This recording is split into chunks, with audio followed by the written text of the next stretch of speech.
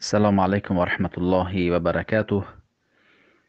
ما گفتیم پیامبر صلی الله علیه و سلم هنگام افطار در روزه با خرما یا با آب روزهشان را میکشودند.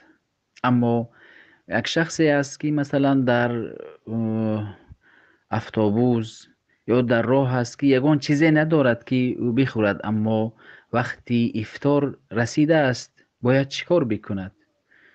بعضی شخص ها انگشتان خود را به دهان میبرند که روزم رو زودتر نکشایم.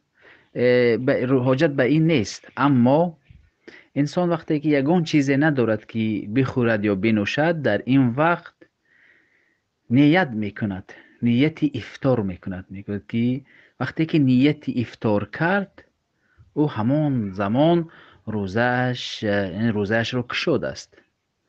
مثلا نیت میکند، میگوید که من روزم رو کشودم، عزم میکند، تمام او گویا که روزش رو کشوده باشد.